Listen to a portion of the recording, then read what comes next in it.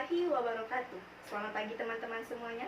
Apa kabar teman-teman semuanya? Semoga dalam keadaan sehat walafiat dan tetap menjaga kebersihan. Baiklah, pada kesempatan kali ini saya akan memandu presentasi dari kelompok 2 yang akan menjelaskan tentang audit atas pengendalian internal dan risiko pengendaliannya. Langsung saja kita ke rekan kita yang akan menjelaskan tujuan pengendalian internal, Anissa. Oke, baik, terima kasih. Saya akan menjelaskan tentang tujuan pengendalian internal. Sistem pengendalian internal itu sendiri terdiri atas kebijakan dan prosedur yang dirancang untuk memberikan manajemen ini kepastian yang layak bahwa perusahaannya ini telah mencapai tujuan dan sasarannya. Nah, biasanya manajemen itu mempunyai 3 tujuan umum dalam merancang sistem pengendalian internal yang efektif. Nah, kira-kira apa aja kan 3 tujuan umum itu? Nah, yang pertama itu ada reliabilitas pelaporan keuangan. Seperti yang sudah kita bahas, bahwa manajemen ini bertanggung jawab atas laporan keuangan perusahaannya untuk memastikan bahwa informasi yang sudah dia sajikan ini sudah wajar dan sudah sesuai dengan prinsip-prinsip akuntansi pada umumnya. Nah, tujuan pengendalian internal atas pelaporan keuangan itu adalah memenuhi tanggung jawab pelaporan keuangan itu tersebut. Nah, yang kedua ada efisiensi dan efektivitas operasi. Dalam perusahaannya, dia akan mendorong pemakaian sumber dayanya itu secara efisien dan efektif. Untuk apa? Untuk dapat mengoptimalkan sasaran-sasaran perusahaannya. Nah, tujuan penting dari si pengendalian ini sendiri adalah agar kita dapat informasi ya keuangan maupun non-keuangan itu secara lebih akurat dan lebih terpercaya tentang operasi perusahaannya. Untuk apa? Untuk pengambilan keputusan nantinya. Yang ketiga ada ketaatan pada hukum dan peraturan. Section 404 dari SOX mengharuskan semua perusahaan publik mengeluarkan laporan tentang keefektifan pelaksanaan pengendalian internal atas laporan keuangan. Oke, tanggung jawab manajemen dan auditor atas pengendalian internal akan dijelaskan oleh rekan saya, Siti. Baiklah, saya akan menjelaskan materi mengenai tanggung jawab manajemen dan auditor atas pengendalian internal. Tanggung jawab atas pengendalian internal berbeda antara manajemen dengan auditor. Manajemen bertanggung jawab untuk menetapkan dan menyelenggarakan pengendalian internal yang memadai. Manajemen diharuskan oleh Section 404 untuk melaporkan secara terbuka tentang keefektifan pelaksanaan pengendalian tersebut. Sebaliknya, auditor bertanggung jawab untuk memahami dan menguji pengendalian internal atas pelaporan keuangan. Auditor perusahaan publik berukuran besar diwajibkan oleh SEC untuk menerbitkan lapor audit tentang keefektifan pelaksanaan pengendalian tersebut setiap tahun. Ada 2 konsep utama yang melandasi perancangan dan implementasi atas pengendalian internal. 1. Kepastian layak. Perusahaan harus mengembangkan pengendalian internal yang memberikan kepastian layak, tetapi bukan absolut, bahwa laporan keuangan telah disajikan secara wajar dan bebas salah saji material. 2. Keterbatasan inheren. Pengendalian internal tidak akan pernah bisa efektif 100% tanpa menghiraukan kecermatan yang diterapkan dalam perancangan dan implementasinya. Contoh, prosedur yang dirancang dengan cermat untuk memperhitungkan persediaan mensyaratkan 2 karyawan untuk melakukan perhitungan dengan independen. Namun apabila karyawan tersebut tidak memahami instruksi dan keduanya ceroboh dalam memperhitungkan persediaan, maka persediaan akan salah.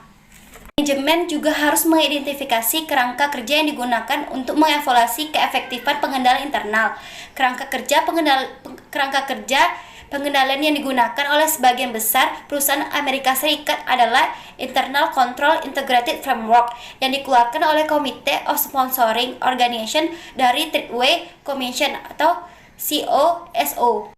Penilaian manajemen mengenai pengendalian internal atas pelaporan keuangan terdiri dari 2 komponen. 1. Rancangan pengendalian internal. Manajemen harus mengevaluasi apakah pengendalian telah dirancang dan diperlakukan untuk mencegah atau mendeteksi salah saji material dalam laporan keuangan. 2. Efektivitas pelaksanaan pengendalian. Manajemen. Salah satu prinsip dalam pendahuluan standar auditing ASPA adalah auditor mengidentifikasi dan menilai risiko salah saji material dalam laporan keuangan disebabkan oleh kekeliruan atau kecurangan berdasarkan pemahaman yang cukup tentang entitas lingkungan. Termasuk pengendalian internal, standar auditing mengharuskan memahami pengendalian internal yang relevan pada setiap penugasan auditor. Auditor harus memperhatikan pengendalian atas reliabilitas pelaporan keuangan. Laporan keuangan mungkin tidak sesuai dengan GAAP jika pengendalian internal atas pelaporan keuangan tidak memadai. 2. Pengendalian atas kelas-kelas transaksi. Auditor menekankan pengendalian atas kelas-kelas transaksi dan buat saldo akun karena keakuratan output sistem akuntansi atau saldo akun sangat tergantung pada keakuratan input dan pemrosesan transaksi. Oke, komponen pengendalian internal atau COSO akan dijelaskan oleh Benedetta Manik. Saya akan menjelaskan komponen pengendalian internal COSO. Apa itu pengendalian internal? Pengendalian internal adalah bagian dari proses dalam organisasi dan berada dalam proses manajemen dasar. Nah, menurut COSO, pengendalian internal ini memiliki 5 komponen. Yang pertama itu lingkungan pengendalian. Lingkungan pengendalian ini sangat penting karena menjadi dasar keefektifan dan unsur-unsur pengendalian internal lainnya. Saya akan menjelaskan komponen yang bagian 2. Yang bagian 2 itu penilaian resiko. Penilaian resiko ini untuk pelaporan keuangan adalah identifikasi analisis resiko yang dilakukan manajemen yang berkaitan dengan penyusunan laporan keuangan yang sesuai dengan kerangka pelaporan keuangan entitas yang berlaku. Nah, proses penilaian resiko ini untuk membentuk suatu manajemen menentukan bagaimana resiko dikelola. Jika proses tersebut sudah tepat sesuai dengan kondisinya, termasuk sifat, ukuran, kompleksitas entitas, ini termasuk membantu audit dalam mengidentifikasikan kesalahan resiko penyajian yang material. Nah, saya akan menjelaskan komponen bagian ketiga, yaitu aktivitas pengendalian. Aktivitas pengendalian ini kebijakan dan prosedur yang membantu memastikan bahwa tindakan yang diperlukan telah diambil untuk menangani resiko mencapai tujuan entitas. Aktivitas pengendalian yang umumnya dibagi menjadi 5. Yang pertama aktivitasnya itu pemisahan tugas yang memadai. Yang kedua itu otoritas yang tepat atas transaksi dan aktivitas. Yang ketiga itu dokumen dan catatan yang memadai. Yang keempat itu pengendalian fisik atas aset dan catatan.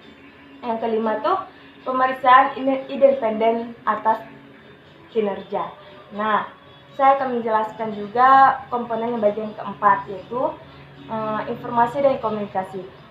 Informasi dan komunikasi ini untuk memulai, mencatat, memproses, dan melaporkan transaksi yang dilakukan entitas itu serta mempertahankan akuntabilitas aset yang terkait. Nah, cara untuk memahami perancangan sistem informasi akuntansinya, audit menentukan kelas transaksi umum entitas. Bagaimana transaksi dimulai dan dicatat. Catatan akuntansi apa saja yang ada sifatnya. Bagaimana sistem menangkap peristiwa-peristiwa bagi pelaporan keuangan seperti penurunan nilai aset. Nah, saya akan menjelaskan komponen bagian nomor 5, yaitu pemantauan. Pemantauan adalah penilaian berkelanjutan dan periodik oleh manajemen terhadap perencanaan pengendalian internal untuk menentukan apakah pengendalian telah berjalan seperti yang dimaksud dan dimodifikasi bila perlu. Memperoleh dan menginformasikan pemahaman tentang pengendalian internal. Standar auditing mengharuskan auditor memperoleh dan mendokumentasikan pemahaman atas pengendalian internal di setiap audit. Auditor menggunakan prosedur untuk memperoleh pemahaman, yaitu mengumpulkan bukti pengendalian internal, apakah pengendalian itu sudah ditetapkan, lalu menggunakan informasi tersebut sebagai dasar audit. Auditor menggunakan 4 dari 8 jenis bukti yang diuraikan dalam memahami perancangan pengendalian. Yang pertama, dokumentasi terjawab dengan personal entitas.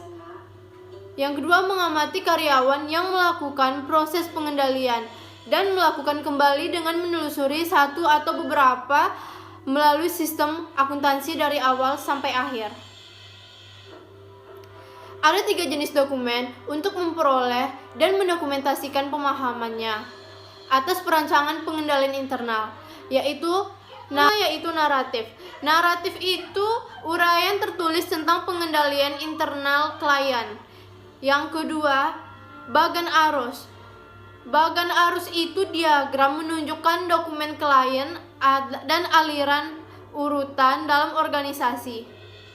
Kuesioner pengendalian internal itu serangkaian pertanyaan tentang pengendalian dalam sistem area audit sebagai sarana untuk mengidentifikasikan definisi pengendalian internal. Sebagian besar kuesioner meminta jawaban ya atau tidak. Dengan jawaban tidak menunjukkan adanya defisiensi pengendalian internal yang potensial. Selain memahami pengendalian internal, auditor juga mengevaluasi apakah pengendalian yang dirancangkan itu telah diimplementasikan atau telah dirancang dalam praktik. Yang pertama, memutakhirkan dan mengevaluasi pemahaman auditor sebelumnya dengan entitas. Kebanyakan audit atas suatu perusahaan dilakukan setahun sekali oleh kantor akuntan publik yang sama. Sebagai audit yang pertama, auditor memulai audit dengan sejumlah besar informasi yang berasal dari tahun ke tahun sebelumnya tentang pengendalian internal klien. Yang kedua, melakukan tanya jawab dengan personel klien. Auditor itu harus meminta manajemen dan staf untuk menjelaskan tugas-tugasnya. Yang ketiga, menelaah dokumen dan catatan. Dengan menelah dokumen yang telah lengkap, file komputer auditor dapat mengevaluasikan apakah informasi yang diuraikan dalam bagan arus serta naratif telah ditetapkan. Yang keempat, mengamati aktivitas dan operasi entitas. Apakah auditor mengamati personel klien dalam melaksanakan aktivitas akuntansi dan pengendalian yang normal? Saya akan menjelaskan tentang menilai risiko pengendalian. Menilai risiko pengendalian ini merupakan suatu proses mengevaluasi efektivitas pengendalian internal suatu entitas dalam mencegah atau mendeteksi salah saja material dalam laporan keuangan. Tujuannya adalah untuk membantu auditor membuat pertimbangan mengenai salah saja material dalam asersi laporan keuangan. Nah, kebanyakan auditor menggunakan matriks risiko pengendalian dalam penilaian ini. Langkah-langkah yang dilakukan yaitu ada 8. Yang pertama yaitu mengidentifikasi tujuan audit. Langkah pertama yang dilakukan oleh auditor adalah mengidentifikasi tujuan audit untuk kelas transaksi, saldo akun, serta penyajian dan pengungkapan yang akan dinilai. Yang kedua yaitu mengidentifikasi penilaian yang ada. Langkah selanjutnya adalah auditor akan menggunakan informasi yang ada untuk perolehan dan pendokumentasian pemahaman mengenai pengendalian internal. Yang ketiga yaitu menghubungkan antara pengendalian dengan tujuan audit terkait. Yang keempat yaitu mengidentifikasi dan mengevaluasi defisiensi pengendalian, defisiensi yang signifikan, serta kelemahan yang material. Nah, kita akan bahas satu persatu. Yang pertama yaitu defisiensi pengendalian. Hal ini terjadi jika perancangan atau pelaksanaan yang tidak memungkinkan karyawan perusahaan untuk mencegah atau mendeteksi salah saja material dalam laporan keuangan. Yang kedua yaitu defisiensi yang signifikan. Defisiensi yang signifikan ini terjadi apabila defisiensi pengendalian baik satu ataupun lebih yang jauh lebih kecil dibandingkan dengan kelemahan yang material, tetapi cukup penting untuk diperhatikan oleh pihak yang memiliki tanggung jawab untuk mengawasi pelaporan keuangan perusahaan. Nah, yang ketiga kelemahan yang material. Kelemahan yang material ini terjadi apabila ada satu atau lebih defisiensi yang signifikan yang secara sendiri maupun bersama dengan defisiensi yang signifikan lainnya yang memungkinkan kemungkinan besar mengakibatkan bahwa pengendalian internal ini tidak dapat mencegah atau mendeteksi salah saja material dalam laporan keuangan secara tepat waktu. Nah, langkah yang kelima yaitu menghubungkan antara defisiensi pengendalian dan kelemahan yang material dengan tujuan audit. Yang keenam yaitu melakukan penilaian risiko pengendalian. Nah, setelah auditor mengidentifikasi dan menghubungkan, tentunya dia akan menilai risiko pengendalian untuk tujuan audit yang saling berkaitan. Yang ketujuh yaitu komunikasi dengan pihak yang memiliki tanggung jawab tata kelola. Biasanya komunikasi ini dilakukan dengan komite audit dan manajemen. tujuannya adalah memberikan kesempatan bagi manajemen untuk mengoreksi defisiensi pengendalian sebelum laporan manajemen dikeluarkan.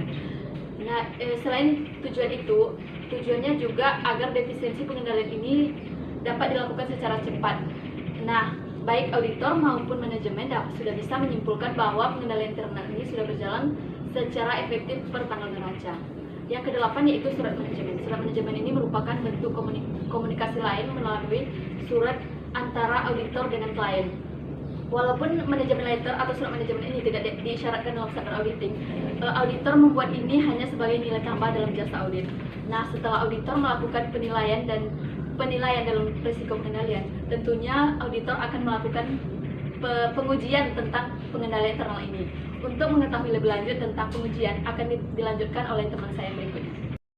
Di sini saya akan menjelaskan tentang apa itu pengujian pengendalian, apa-apa saja langkah yang bisa membantu auditor untuk menilai apakah pengujian pengendalian tersebut sudah berjalan secara baik atau belum. Pengujian pengendalian adalah prosedur untuk menguji keefektifan pengendalian dalam mendukung penilaian risiko pengendalian yang lebih rendah. Ada 4 macam cara atau 4 macam langkah yang bisa auditor gunakan untuk menilai apakah pengujian pengendalian internal tersebut sudah berjalan secara efektif atau belum. Yang pertama, mengajukan pertanyaan kepada personil klien yang tepat. Walaupun pengajuan pertanyaan ini tidak memberikan bukti yang handal tentang pengujian pengendalian yang efektif, namun ini sudah sesuai. Memeriksa dokumen, catatan, dan laporan. Banyak sekali pengendali yang meninggalkan barang bukti yang bisa menjadi bukti bagi auditor untuk menilai apakah pengujian pengendalian tersebut sudah berjalan secara efektif atau belum. Mengamati aktivitas yang dilakukan oleh pengendali. Ada beberapa pengendalian yang tidak meninggalkan bukti yang di kemudian hari atau kedepannya tidak mungkin dicek bukti tersebut apakah sudah dilaksanakan dengan baik atau belum. Yang keempat, melaksanakan kembali prosedur klien. Ada beberapa pengendali yang memiliki aktivitas pengendalian yang memiliki dokumen atau catatan, namun isinya tidak cukup bagi auditor untuk menilai apakah pengujian pengendalian tersebut berjalan secara baik atau belum. Jadi itulah pengujian pengendalian dan langkah-langkah yang bisa auditor ambil. Tadi kita telah mengetahui tentang pengendalian internal atas audit. Sekarang kita juga perlu mengetahui tentang substantif test. Apa sih yang dikatakan dengan substantif test? Substantif test atau pengujian substantif merupakan salah satu prosedur audit yang digunakan untuk menguji salah saji pada laporan keuangan. Jika auditor menemukan kesalahan yang material, maka auditor harus mengajukan adjustment kepada klien. Dan jika klien menolak, maka auditor tidak boleh memberikan opini wajar tanpa pengecualian. Sedangkan, jika auditor menemukan kesalahan yang tidak material, maka auditor tidak perlu memberikan adjustment. Ujian substantif dibagi menjadi 3 jenis. Pertama adalah prosedur analitis. Prosedur ini telah kita bahas pada pertemuan sebelumnya. Jadi, singkat saja, prosedur ini membandingkan antara jumlah yang dicatat dengan jumlah yang disusun yang diharapkan oleh auditor. Terdapat 2 poin penting tujuan dari prosedur ini. Yang pertama yaitu untuk mengindikasikan terjadinya salah saji pada laporan keuangan. Dan yang kedua, untuk memberikan bukti substantif. Nah, selanjutnya yaitu pengujian substantif atas transaksi. Pengujian ini ditujukan untuk menentukan ada nggak sih keterkaitan antara tujuan audit dengan transaksi yang terjadi. Auditor menguji apakah transaksi tersebut benar-benar ada dan apakah semua transaksi tersebut telah dicatat. Nah, dan yang terakhir adalah pengujian substantif terperinci atas saldo. Pada pengujian ini, kita akan fokus pada saldo akhir dari buku besar, baik neraca maupun laporan laba rugi. Pada pengujian ini, kita dapat memperoleh bukti-bukti dari sumber yang independen dengan tingkat keyakinan yang lebih tinggi. Namun, sayangnya, pengujian ini dianggap lebih mahal. Itu saja yang dapat saya sampaikan tentang substantif test. Dan selanjutnya akan saya kembalikan kepada presenter. Oke, terima kasih kepada rekan-rekan yang telah menjelaskan tentang audit atas pengendalian internal dan resiko pengendaliannya. Berhubung waktu yang begitu singkat, itulah dapat yang saya sampaikan. Wabillahi taufiq wal hidayah. Wassalamualaikum warahmatullahi wabarakatuh. Selamat beraktivitas.